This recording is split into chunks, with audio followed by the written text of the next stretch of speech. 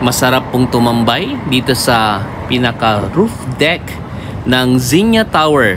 Located po dito sa may Muñoz, Quezon City. Oh, hello. Ang taas po nito.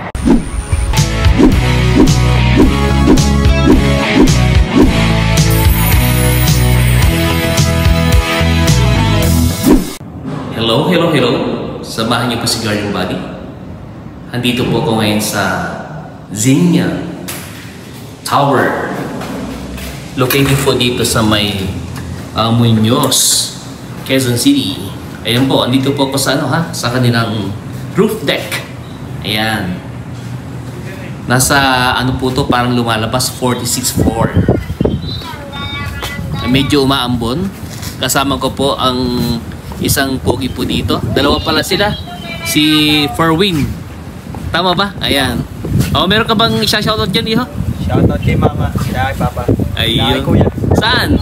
Sa Cabanatuan po. Cabanatuan, Nueva Ecija. Ayan, okay. Tsaka po, yung anak ko si Lance. Ando si Lance, oh. Anak kong. Ayan. Hi guys.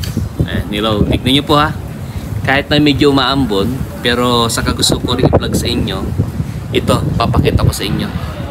Napakataas. So meron silang bamboo rin pala dito, naka-landscape. So may trellis po dito, no? Then itong mga paso dyan, wala namang lamang halaman. Ito po makikita ninyo, nandito tayo sa pinaka roof deck. Tignan nyo yung term ko, ha, kasi Ilocano. Iyan po yung makikita. Mataas po ito, no? So parang pag nandito kayo sa taas, ang pakiramdam ninyo gumagalaw yung building na parang kang nahihilo. Kasi nga po mataas talaga. Ayan. Ang po dito, ang approach ng pinaka tower. So mayroon pong access, di ba, yung dinaanan natin kanina. Ipakita ko lang sa inyo. Dali. Ipakita ko sa inyo. Meron pong 6 na elevator lift sa loob.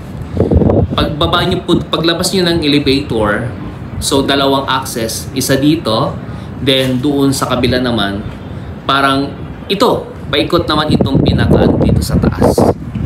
So ibig sabihin, typical, kung anong nakikita nyo dito sa side na ito, yun din yung makikita nyo most probably doon sa kabila. Okay? May mga tambayan po dito kung gusto nyo tumambay. Ang pool po dito nandun sa ground floor. Pagpasok po dun sa mismong gate. So I think somewhere here, this area, makikita dito yung yung Samat. Mount Samat po dyan sa Bataan. Ayun po, from Bataan po ako, no? In Zambales. Sa part na po yun, no? Yung Mount Samat. Kasi Hindi masyadong nakikita po kasi medyo maulap, no? makikita ko magay malinaw. Si Lance po nakikita niya kasi malinaw po yung kanyang mga mata, sabi niya. Kasi ako po yung nagkakaedad na si Guardian Body. So yan po yung mga building. Taas, oh. Taas. Parang approach po dito, kahit na dito sa taas, naka-landscape. Puntahan na lang po natin doon sa kabila.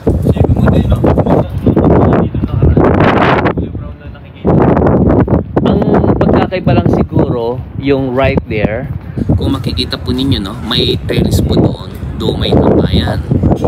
And dito naman sa kabila, meron itong bubong. Ayan. So ngayon, kahit na umaambon ngayon or umuulan, you can stay here sa area na ito kasi nga covered. And tingnan nyo, meron pong tubig po doon. Ayan. Yung pinaka nila, yung tangke. So ito yung tambayan naman dito sa labas. Dito ang kinaganda lang, no, mainit man o umuulan man, magandang tumambay kasi nga dito po sa taas kasi kapag nandito kayo sa mas mataas na elevation, mahangin talaga, expect ninyo yun. Ayan, no? Hindi po ba? Kung gusto nyo magmuni-muni, maganda po tumambay po dito.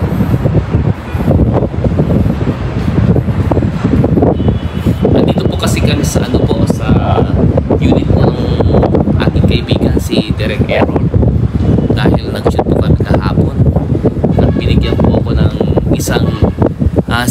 scene, isang linyahan na ako po ay nagagalit sa aking asawa. Ayan. Lalabas ko rin po yun sa ating YouTube channel. And syempre, yung pong aking landscaping at saka sa farming at saka yung pamamasyal ng katulad po dito. Ulan naman po dito.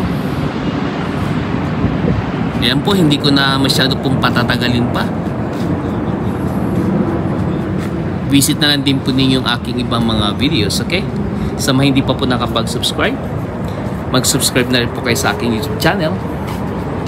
Ayan po, pakita ko lang pala, no? Ito nga po yung sa, sa LRT. Ayan. Kasi dito lang po sa may part ng Cubao, Quezon City. Again po, Gaylord, your garden buddy. Bye-bye.